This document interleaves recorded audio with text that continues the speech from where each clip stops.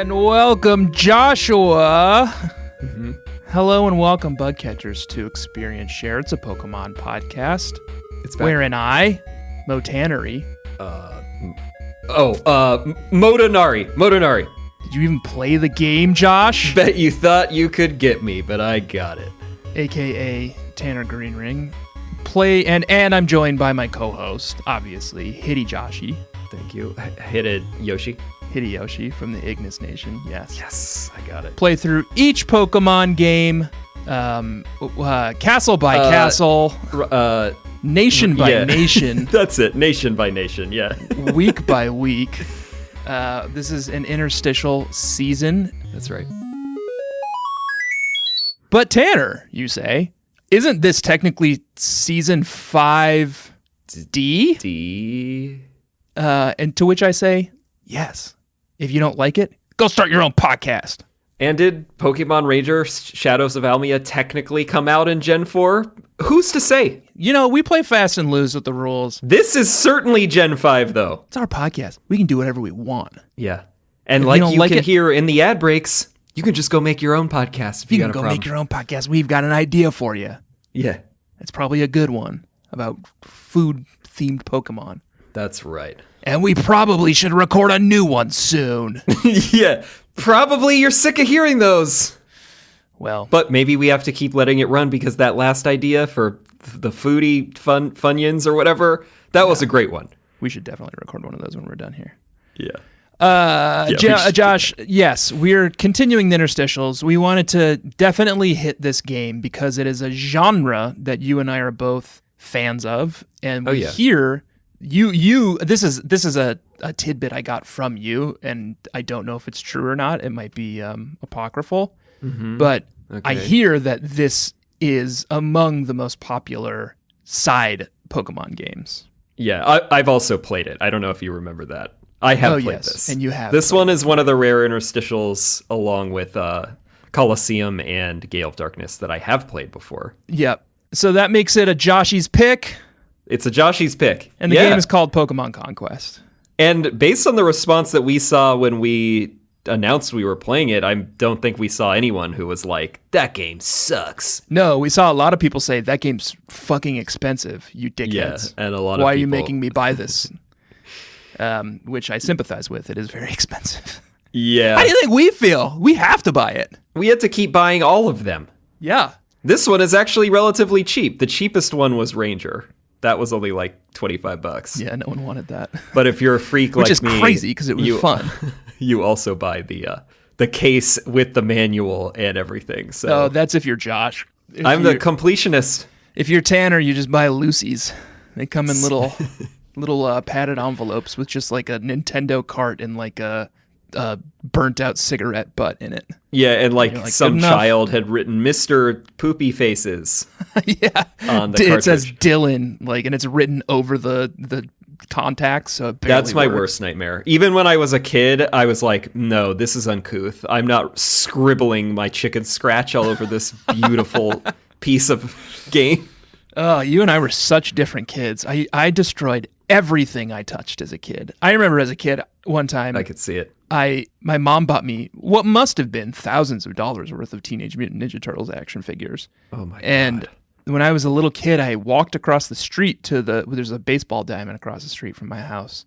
And I walked across the street and I hucked them at the side of the dugout building. Oh, okay. Until they all broke apart, and then I would mix and match their legs and arm pieces to make Mutant Ninja Turtles. I guess I was Dr. Frankenstein. I guess I was that kid from Toy Story. Oh, yeah. Maybe you were the inspiration. Sid, yeah. Yeah. John, or what's his face? Whatever his name is. Is Mr. that the Pixar. Larry Bird one? That's the only guy I remember, and I don't even know if his first name's Larry. Larry Bird is a basketball player. Oh, that's your indoctrination. Isn't there some guy whose last name is Bird that's Pixar royalty? I don't think so. I think it's Cats. I don't remember. Why are we talking about Pixar? Josh, we came to play Pokemon Conquest. We came to take over Ransei, the region. The Ransei region. Oh, it's such an interesting setting. It's like This is like, what do they say? Pokemon Conquest walked so that Pokemon Legends Arceus could run. That's right, yeah. It sort of takes place in this like proto-universe before like everyone is like, old-timey sort of like samurais. I know. Where is this in the timeline? I don't know. Maybe it's removed. Maybe this was like Arceus's like kind of sandbox mode. You know what? I think that's like asking like, where does Hyrule Warriors fall into the Zelda timeline? Yeah, that's a good point. Do you know the answer to that one? Wasn't this one canon because it's got Age of Calamity stuff going on? I think that the newest Hyrule Warriors was canon. Maybe that's debated, but really? In this case, I have no idea if Pokemon Conquest counts, but it would be interesting. I played about 20 minutes of the first Hyrule Warriors game and Me then too. Turned it off forever because I remembered that I hate the Warriors games. I am also not a fan of just like, I know it gets more advanced, but it's essentially just a hack and slash and like... Yeah. That's reminding me, I always, because I didn't like Dynasty Warriors. I played that when I would go to my friend's house genre. on PlayStation. Yeah. Which we will tell you in a little bit, bug catchers. This game, Pokemon Conquest, was birthed from. That's right. It's birthed from a few things. Dropping out of the vulva of the Warriors franchise, still sticky with amniotic fluid. Yeah, it's sort of like when you mashed a bunch of Ninja Turtles figurines together, and that's what this is from different games, like Nobunaga's Ambition. We got the Warriors. We got our pal Ishihara's involved. Ishihara, who you may remember from the Pokemon trading card game, Game Boy game for Game Boy. Yep. Color. That's the one. I think. Let's get into it. So the way we're going to be playing this game, bug catchers, you will have seen the graphic by now, but... Oh yeah, that's our hot new thing. Yeah, we're probably going to be playing about 3, what do you call them? Nations a week. And then each of the 3 nations has little, like, I don't know what you call them, side quests or mini games, like little things that happen within each nation. You can go to little areas and catch new Pokemon or meet new trainers, warriors, I think they're called, keeping with the Warriors tradition. And we'll inevitably do some amount of side quests because we can't resist, but we are trying to keep it pretty close to the main quests, just because anyone who listened to the Pokemon Ranger or the Colosseum or the Gale of Darkness interstitials, we thought that they would take just 4 easy breezy episodes, and we ended up playing like 10 hours a week. So we're really trying to avoid that and have a little bit of a cool down before we ramp back up with season 6. Josh, I wasn't looking at our Zoom. I was looking at the show notes that we put together, and I just clicked back over to the Zoom for the first time. Why didn't you tell me that I had like Plastic Man filter on my face? I look like I'm an action figure. You see? Thought you were looking pretty good. Thought you had a new smoothing they've put on here. I'm going to turn it off. Thought you just had a new skincare regimen. Now I look terrible. I mean, it looks essentially the same. There's just a couple. I'm just a little less more lines up on the forehead. Look at these. Huh? It's distinguished. We're taking our time because Josh and I fully expected, we were like, okay, let's break this out into something that's like reasonable, that we can get through. We can do this in like 4 or 5 weeks. Like, might be a little bit of a slog, but maybe we can get through 3 nations in the first week. And then both of us texted one another earlier today and was like, I did that in about 45 minutes. Yeah. How about you? So at least these first few nations are a bit of a cakewalk. It honestly sort of still felt like you're in tutorial mode throughout these first 3 nations. Yeah, we haven't really been cut loose. Yeah. I imagine in the coming weeks it'll kind of pick up and get a little bit more difficult. But Joshua, why don't you tell me a little bit about Pokemon Conquest? So, as we mentioned, it takes place in Ransei, and it is based on the legend of Ransei that we will learn about as we play the game. But it is said that the region was created by a mythical Pokemon, aka Arceus, aka... Interesting. I was told once that Arceus created everything. You once said he was God, or it was God. Yeah, it's the god of the Pokemon how does universe. Every region was created by Arceus? Well, that's why I think if this is the earliest one, this is sandbox mode. And then Arceus goes on and does, Oh, this is his Garden of Eden? Yeah, I think so. Yeah, it's this beautiful paradise. Created in its own image, which is literally that Ransei looks like Arceus. Yeah, it's shaped like Arceus. Self-absorbed. It's cute. But it is 17 different kingdoms, and the legend foretells that if you conquer all 17, it brings forth the return of Arceus. And I don't know if that's good. Seems bad. I feel like you don't want to summon God. Yeah, I think if someone From what said, I hey, recall, that's bad. If you visit 17 nations, you'll summon God. I'd be like, okay, I'll be very careful to never visit those 17 nations. Thank you for warning me. Right. I'll make sure I don't check all of that off the list because that doesn't really just sound great. But everyone in the Ransei region has the exact opposite reaction. They're like, summon God, yes, please. And they all start love it. Calling themselves warlords and warriors and fighting one another for domination of the Ransei That's region. all they do, as far as I could tell. Well, except the Greenleaf clan, which we'll get into. I think we did the Greenleaf clan pretty dirty this week. Yeah, well... They just wanted to be left alone. I mean, you can tell from their name, Greenleaf. You know what they enjoy. Can I tell you how to say Greenleaf in Sindarin? Sure. Here it is. Legolas. Legolas is... I really didn't know where that was going. He's the guy from Lord of the Rings, the elf. Yeah. His name means Greenleaf. And that's your little casual fun facty? You just had that one waiting in the wings? Yeah, you didn't know that? No. I'm sure I used to. I don't remember that at this point. I remember it from a Tumblr post back when we were all on Tumblr. Someone said, in the movies, they call him Legolas Greenleaf, which just means Greenleaf. Oh, God. I'm sure that person is a well-adjusted adult by now. You know what? Look at all of us now. We were all on Tumblr, and now we're all well-adjusted adults. So yeah, I still we found our way. Emails every other week, seemingly, of Tumblr reminding me that some weird Tumblr that I had created is now, 10 years old or whatever. Review of my tenders. That was a good one. That was a good one. God, why do we let that one slip through our fingers? Yeah, the whole review of my empire. The universe. Fell apart. Once Jack and I cashed out on that book, we never looked back. Yeah. I wonder if that video of me drunkenly reviewing your friend's cat is still on there too. Probably. Yeah. Somewhere. Tanner and I think that went down. Jack wrote a blog review of my cat. Yeah. We had a blog called Review of My Cat, and then someone made us turn it into a book, and we did. I still got it somewhere on this bookshelf. That's just what we were all doing back then, people. It was like 2011 or whatever. Oh, yeah. There are no rules. What were we talking about? Legolas. Ransei. The Ransei region, yes. Yeah. So I guess should we do a little background of the game, or do we want to keep going with... Yeah, tell me a little bit about the game, because it's got a pretty wild history, or a wild conception.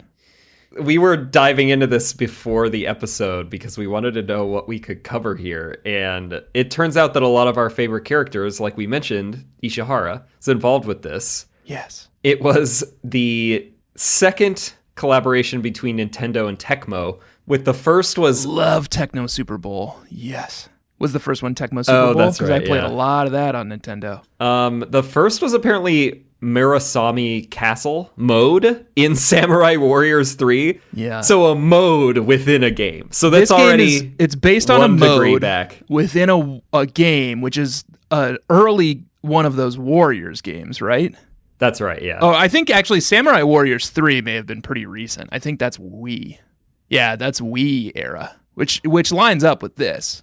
Oh, Ishihara is still the producer of Pokemon, and he manages all aspects of the Pokemon franchise. So he's our god, maybe. Oh, he's our god, yeah. He's our daddy. So he was a fan of Nobunaga's Ambition, which was a Tecmo game. And Tecmo's president, Shibusawa. And I hate to interrupt, Josh. Yeah. But what do we know about Nobunaga? Nobu nothing. Nobu nada. I just told you, Josh. But I wanted to make that joke. And you rolled your eyes and said, great, now I know that, or something. Well, I already forgot completely what it was. Oda Nobunaga was the clan leader in Japan who united Japan back in the, whatever century. Right, that's right. And he's been a civilization leader, I think it's Civ 5. So I should know that. I should know that. Yeah. And there was a video game about him, apparently. Yeah, which is a tactics or strategy game.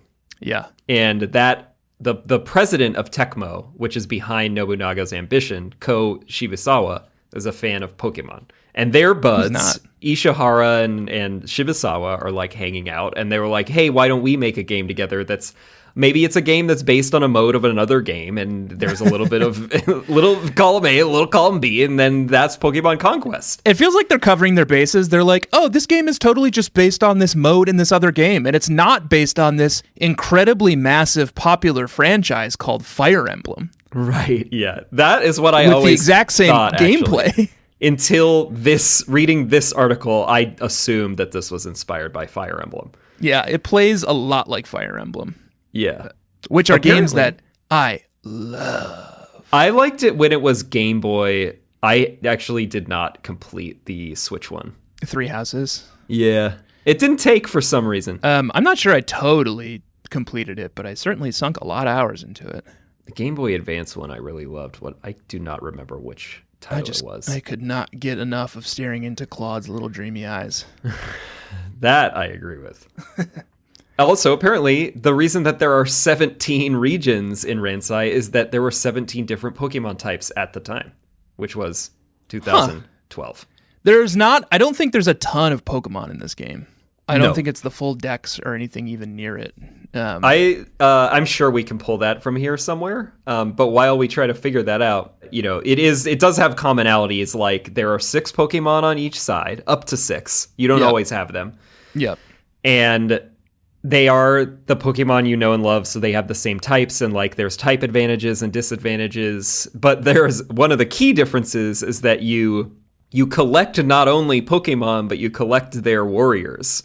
And so each of the kingdoms has like a warrior that you can collect. Yeah. And that warrior will have like theming that's kind of like reminiscent of its Pokemon, and you can recruit them by defeating them in battle.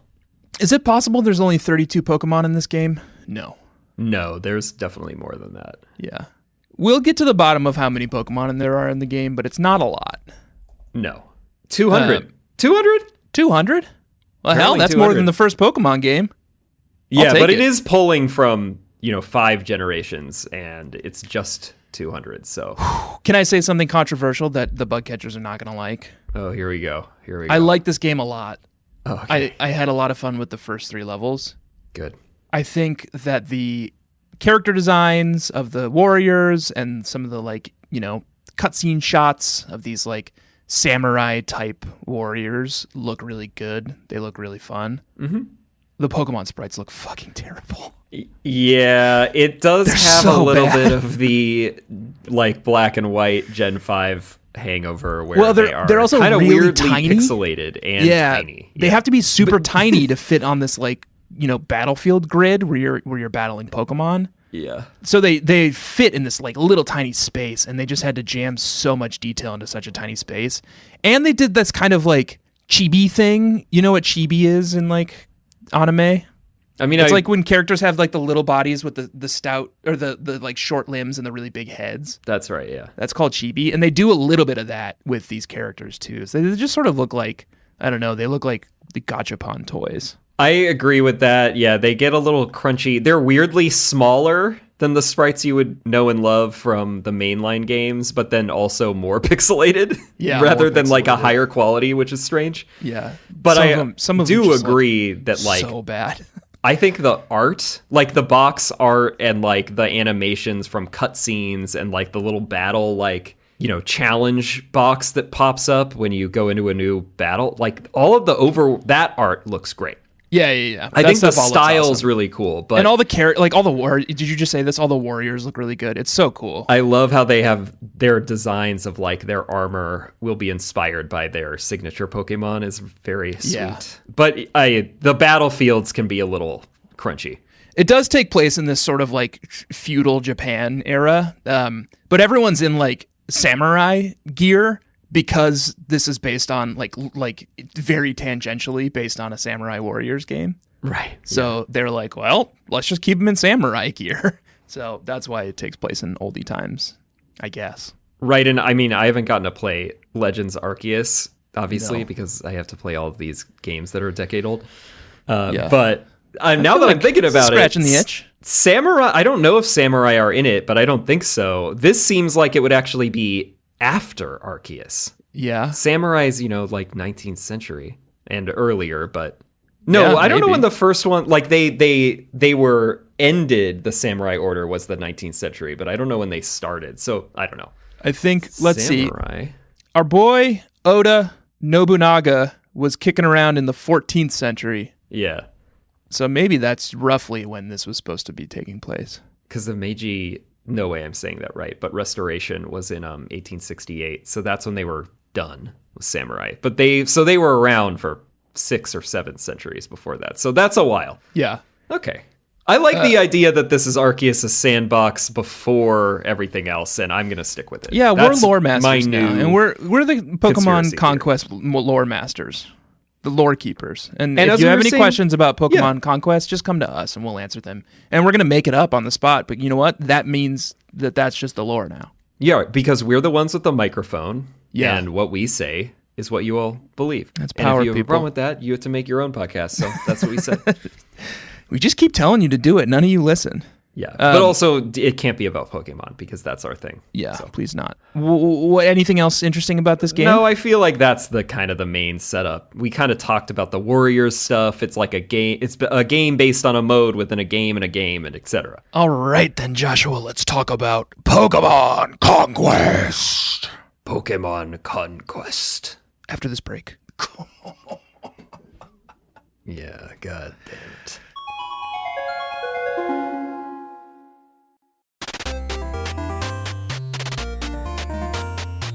Welcome back, Joshua. Welcome back, bug catchers. At least initially here, you may have noticed we took break a little early. We'll probably keep these first couple a little shorter just because the game was so quick to get through. But as the game picks up, these episodes might get a little bit longer just so we can cover everything. But yeah, it's structured where you get more of the story as you go along, but it doesn't do as much exposition as any mainline game when you start. Yeah. I mean, as far as I recall, and then also just rereading this walkthrough for the notes, like you just get dropped into this and you're a warrior. There's like warlord. a cutscene at the beginning, but it doesn't explain much, and it's like the sort of pre-title screen cutscene. So most people are probably just going to blow right past it.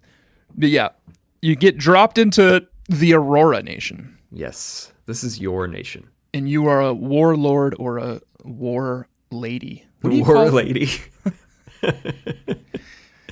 I think that they're technically referred to as the hero or the heroine. Our characters, but interesting. Is it war? It can't be war lady. I've never heard anyone pronounce it heroine. Is it always a what? Is that what you always heroine? say? You're trying to push drugs? What is a woman lord called? God damn it! What a fucking ignorant asshole I look like to all of our fucking. It's a lady, okay? It's just a lady. They're war ladies. Yeah, war lady, because it's a lord and lady. Okay, yeah, warlord and war lady. Yeah, dude, you choose to be a warlord or a war lady. A title, and how do you not know this, Joshua? The appellation lord is primarily applied to men, while for women the appellation lady is used, who are styled as lord. So I guess you can be a warlord and a woman. That's cool. That's feminism. Yeah, this is what we've been fighting for. What progress? There we go. Yeah. Right in our lane. We're learning. We're sharing what we're learning. That's true. We are sharing what we're learning. We're all warlords. So we get dropped into the Aurora Nation, which is our tutorial nation. Yeah. We learn all about Pokemon. We look like samurai. Did you choose the war lady or the warlord? Warlord. Yeah, me too. What'd you name your warlord? Joshua. Good. Very creative. Very inventive. Well, I don't, like I was saying with the timeline, if this is the earliest game, this has to be the earliest incarnation of the Joshua that is reborn. Of course, yeah. Also, I needed a break from coming up with a whole thing after last season, No, I don't blame you.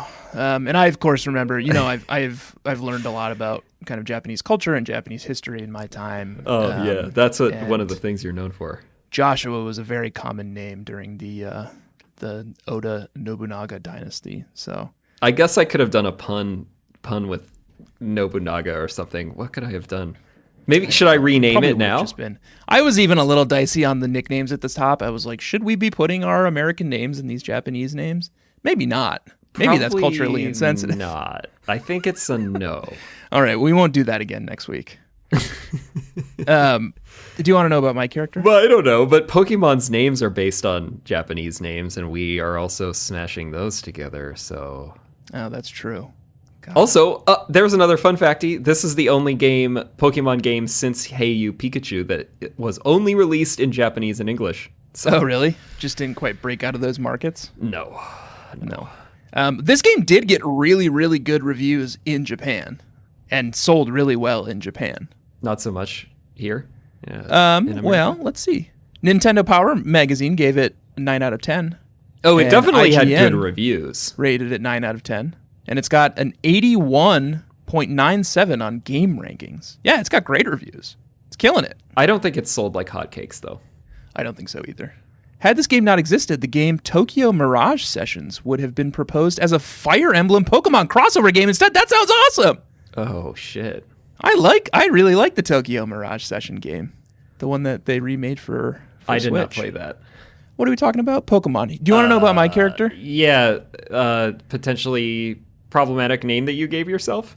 I named him King Boo. Okay. And what's that based on? Well, he's long dead. That's it? It's just the ghost? If it's really sort of like samurai era of the Poke world, these characters that we're playing are long dead, Josh. Yeah. So he's a ghost, King Boo. Well, okay, but he was still called King Boo back when he was banging, which is what we're doing right now? Even though he was alive? I guess I didn't think it through that far. Uh-huh. I was really sick, Josh, earlier this week. So maybe we both could have spent a little bit more time thinking about that. I was really sick. I didn't have a clear head. You remember? I texted you earlier this week. I was really sick. That's true. That's why we're in this situation recording right now. Yeah. Too sick to even record a podcast. I'm telling you, people, I couldn't even get out of bed. So anyway, King Boo drops into the world of Ransei, and he's just ready to wage war. Oh, yeah. No qualms. Just absolutely hits the ground running like, where do we go first? Who are we conquering? What are we pillaging? The game then introduces to you to your sidekick, who is a woman named Oichi. Oichi, yeah. Who's got a little Gigglypuff. And we have Eevees. Yeah, you have to start with an Eevee. They start you with an Eevee, and then Oichi also always starts with a Gigglypuff. So the two of you are instant best friends and sidekicks, and you do all your battles together. And then, and then they give you this like breakneck slideshow where they introduce you to about 6 different like wild-looking characters with huge personalities all at once, and you're expected to kind of keep track of all of them. Their names are Mitsunari, Kiyomasa, Masanori, and of course, Oichi. Right. And then some bad guys, too, who are from the Ignis nation. Which is the first nation that we fight. And they come doing some saber rattling at you. They're like, come on over. If you're ready to do some war, Mr. Warlord, Mrs. Warlady, come on over to the Ignis nation. We'll take you down. But before we can go to the Ignis Nation, Josh, we have to learn how to play this dang game first, don't we? Right. I guess we should talk about that. So Oichi takes you to the first location within the Aurora Nation, your nation, which is the Mysterious Ruins. No, the farm. Farm level Mysterious 1. Ruins we can't get into yet. No, we need a fully leveled up Eevee to do that, I think. No, it's just a little farm. Basic terrain. So there will be varying terrains with different levels, and like most strategy games, the level that you're on will impact the amount of damage you can do, the moves you can do, and like, how much movement you have in a turn. Yeah. The farm is just, grass or, whatever, crop. I don't know. Yeah. It's green. Plains land. Couple of different levels, and it's our Eevees and Gigglypuff. And then your warrior characters are not involved in the battling at all. You just kind of get dropped into this battle screen, which is that isometric 3/4 view of the battlefield. You can twist the camera, though I have not figured out how yet. I did it on accident. I think it does it automatically if you pop behind a building or something, but you drop in, it's just your Pokemon and Oichi's Pokemons, which you control. Like Josh said earlier, you don't really have a team of Pokemon. You have a team of warriors, each of whom has a partner Pokemon. Right. And then it's just the enemy Pokemon, who in this beginning level are all little weaklings. I think mine was a Starly and maybe a Meowth. Yeah, I don't even remember. They were so nothing. They were just nothing to me. And then you do a turn-based kind of tactics strategy game. If any of you in the Bugcatcher Nation aren't familiar with, and believe us, we're coming after you. As soon as we tear through these 17 Ransei Nation, we're coming after the Bugcatcher Nation next with our army of Pokemon. It's the hidden level. If you haven't played one of these games before, it's kind of like a chessboard, and you have the option to move characters and then like attack in any of the adjacent squares around you, or do some kind of like magic that has like an area effect to spell, or shoots in a straight line. Sometimes you can have like ranged attacks. Yeah, exactly. Mm-hmm. Which you can shoot across the map. For instance, in this game, like a lot of the fire Pokemon need to attack from 2 tiles away so that they can use Ember, and it just kind of shoots 2 tiles away. So. Right. If you get up and hug a Charmander, it can't do as much, or it needs to like get away from you before it can do. Yeah, much it can't even. It doesn't even have scratch or some kind of melee attack. It has to be ranged. And then you just kind of take turns doing that. You move your guys, they move their guys, and then whoever has guys on the field at the end of the match wins the match. Yeah, and they've got not really levels. They have like what's essentially HP / attack almost. Yeah. Like it will just list out, 100 something, and that's their HP, and you'll be able to do a certain amount of that damage depending on the type matchup, the move, the terrain, etc. to the enemy Pokemon. Yeah. And then you KO. Yeah, you got KO it, Josh. You just KO. So, I mean, that's essentially the tutorial chapter that they give us right at the start. You win it very handily and easily, I assume. Oh, yeah. And then you can then keep kind of grinding out levels here. It unlocks the ravine here in the Aurora area. And then as you keep going back to any of these little spots, you can keep leveling them up, which makes them harder, which introduces new Pokemon to them. And you can just kind of like keep leveling up your Pokemon that way. You can't catch any of these Pokemon.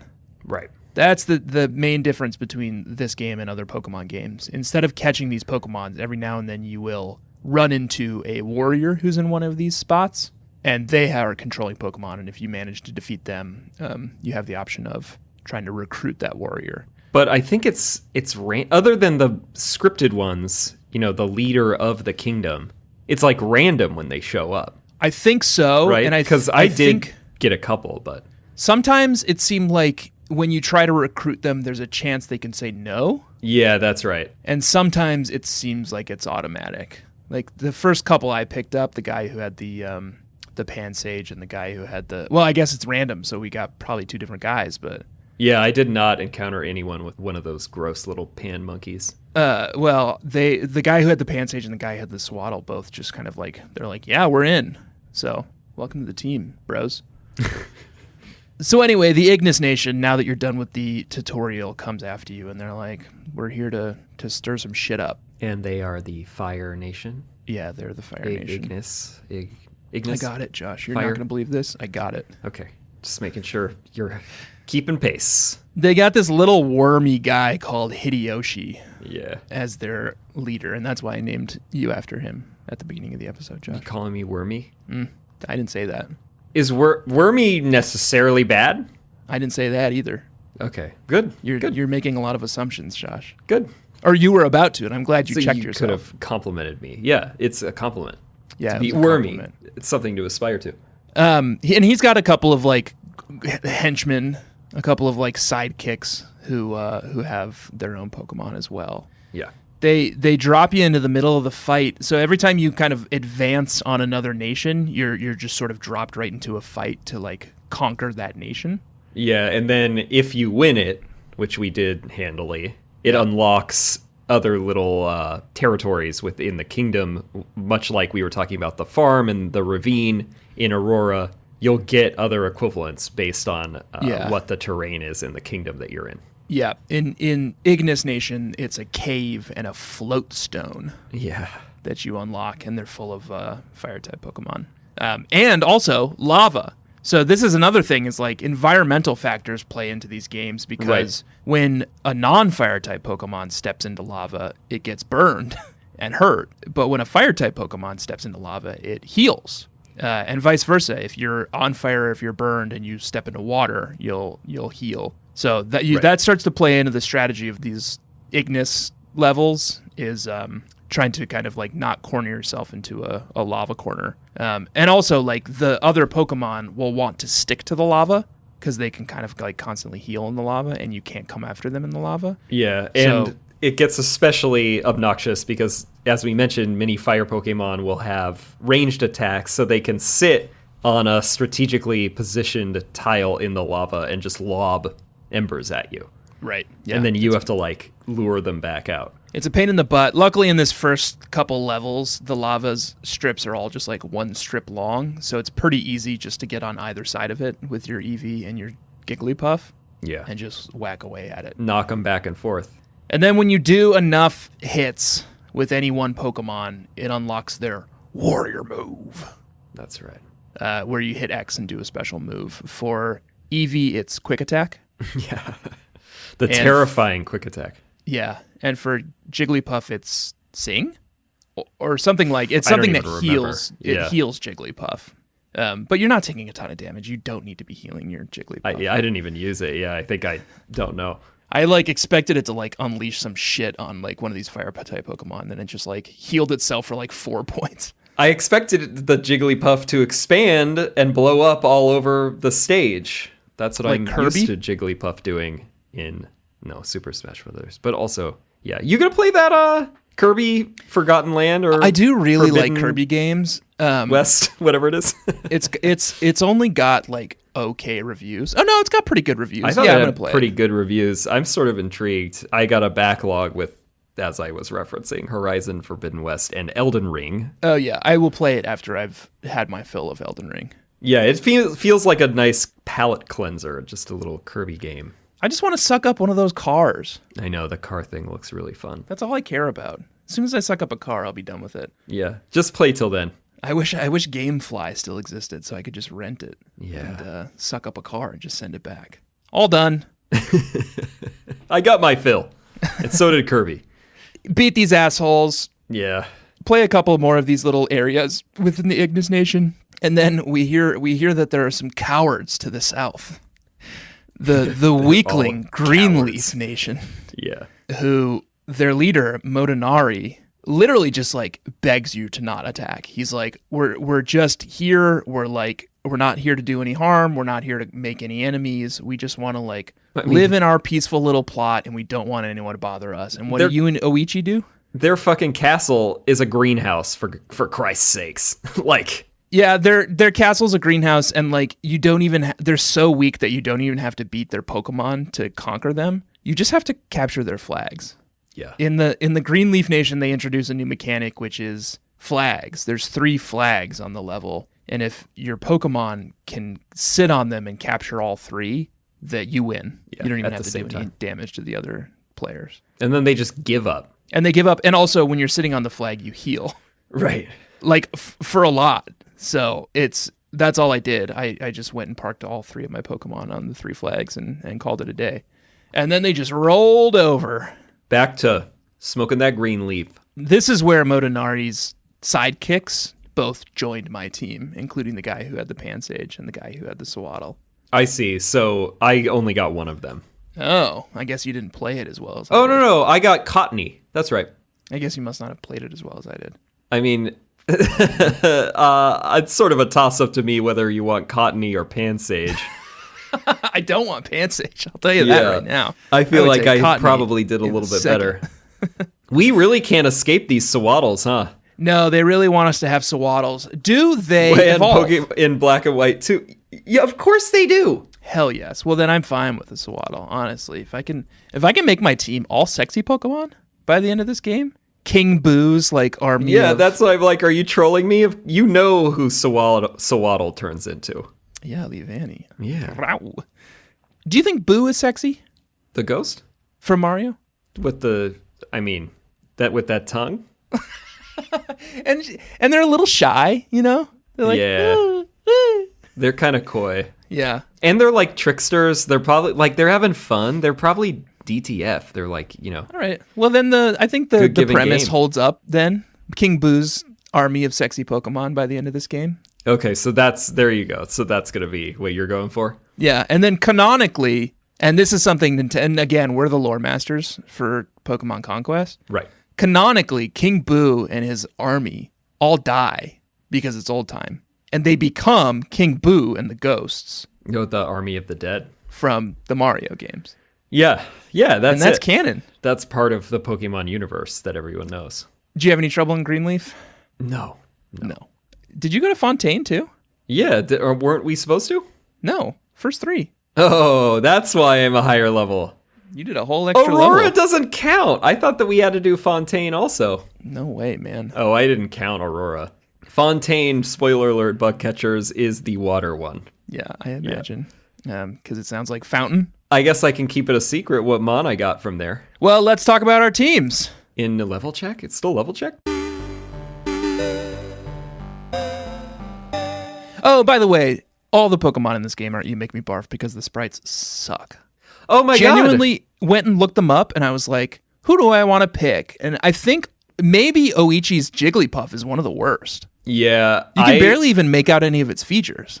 Agree. And that's just a big round, pink ball. Pink blob. He couldn't even pull that off. Right. I didn't have any sweeties. It didn't even cross my mind. Yeah, it's hard to. I'm almost embarrassed, but there just wasn't that much to look at. Munchlax is really bad. I don't they think didn't I even saw Munchlax. Try with Munchlax. No, I'm looking at the sprite. Wait, how did you find the sprite? I found it on some website. Here, I'll send it to you. God, so they've got the sprites of this somewhere? On Pokencyclopedia.info. That is not a very good. Oh, it's like the Merriam-Webster dictionary to Bulbapedia's Oxford English dictionary. Yeah, exactly. Look at that Munchlax sprite and that link I just sent you. God, the Pansage sprite is really bad too. They just can't figure out what to do with the eyes with so few pixels. It is now that I'd heard Chibi before, but I somehow never knew what it actually described. And now that I'm seeing that, they are all big heads, giant eyes. Yeah, they look terrible. Man. Well, whatever. It's a fun game. I see some sweeties that I won't spoil yet. You know what's weird about this, though? Charmander's not that bad. The overworld sprites, or the menu sprites for modern Pokemon games for Gen 5 all looked great. Why bother with this weird, I guess because it was 3/4 isometric. So they have to capture them at this weird angle. Yeah, that's the problem. Because I think that Jigglypuff would probably be kind of cute. Look how bad if it wasn't angled. Crocorock looks. And Crocodile. Oh, God. Oh, no. We'll post this link when we put this episode up, Bug Catchers, so you can see some of these. Thanks, Pokencyclopedia.info. Yeah. Thank God we have this. Hit me with Joshy's Pokemon. And you cannot nickname them, so... No. We won't be doing that this season either. That'll speed things up. I won't be giving anyone some lore about ancient I guess monarchs. We could do it unofficially. I would think about it once I get to a team that I will be consistent with, but I don't know what the hell is going on here yet. I mean, this is just whatever I could take, Yeah. So it's Eevee 163, although mine are messed up because I played ahead apparently. Josh played ahead. So he couldn't wait. Mine are over leveled. Eevee 163. Mm-hmm. Jigglypuff 152. Mm-hmm. Charmander 123. Mm-hmm. Redacted 82. Uh-huh. Cottony 110 and Sawaddle 105. Yeah, I have pretty much the same team. I have Eevee 121, Jigglypuff 122, Charmander 88, Pansage 80, and Sawaddle 67. So I'm a bit behind you, but I don't think it'll be all that tough for me to catch up, Josh. No. Because I'm really good at turn-based RPGs. I know, it's too bad we won't be able to battle. I know, that would be so much fun. I would love to battle you in this game. Me too. Well, let's reach out to Pokemon Showdown and tell them to add a conquest mode just for us. Can't be that hard. Can't be that hard. They did it with the other Pokemon games. Just kind of. They keep removing features on us. I know. Every time we log in, they're like, oh, we got rid of that one. It's like, great. And like, oh, your Pokemon is banned for some reason. I don't know if we ever said that on the mic about my Braviary problem. I know. When we were battling Pokemon Chris last season, it honestly took us like 30 minutes to figure out how to like get the teams programmed so that Pokemon Showdown would accept them, because like Pokemon Showdown is designed for like Pokemon pros who want to battle their Pokemon and not idiots who have like joke teams. Yeah, and we get caught with like, sleep claws and in whatever, different mode we select, and my Braviary kept getting canceled because it was like level, 40. It can't be that level. Yeah. And it's because I caught it in the wild and it was 25 and it's that special Braviary, and it was like, they have to be at least level 54. I'm like... And there was like a Gen 5 free-for-all for the first 3 matches, and then they just got rid of it. They didn't like what they were seeing us do with it. Yeah, they were like, this is dark. This is dark-sided, what you're doing. Joshua. Yeah. Let's call it a night. We will be back, bug catchers, for more in the Ransei region. More war, more conquest, more death, more famine next week. More warlords, more war ladies. Fontaine. Yep. Pugilists and Violite. I'm going to guess... Nations. Dark? Could be. I feel like it could be poison, too, but... Could be poison. Yep, you're right. All right. Bug catchers, my name has been... Well, I'm not going to say it again. My name's been Tanner. I'm joined by Josh, and we are Experience Share. It's a Pokemon podcast. Please do rate and review the show on Apple Podcasts, and do recommend it to a friend. I don't know if you have a friend who loved Conquest, or if you just want to find a good kind of hopping on point for someone. I guess like the beginning of an interstitial season is kind of a fun place to, kind of a wild place to join, but do it. I don't know. Taking it easy. I guess I would want to, that'd be a pretty fun place to join if I were a new listener to this podcast. Yeah, it's light and breezy. It's only going to be whatever we chose, 5 or 6 episodes. You can refer to the graphic that is already posted on our socials at EXPSharePod on Twitter and Instagram. Yep. And then pick up the game and play along with us if you want. It's pretty fun. I'm enjoying it so far, and I think a lot of you would enjoy it as well. Yeah, it gets even better, but I am already enjoying it once again. Please rate and review the show on Apple Podcasts. Do follow us on Instagram and Twitter at EXPSharePod. Yeah. Check out follow the subreddit, reddit.com/r/bugcatchers. And that's all we're going to say this week. Yeah. I guess that's it. Bugcatchers, Joshua, goodbye. Smell you later.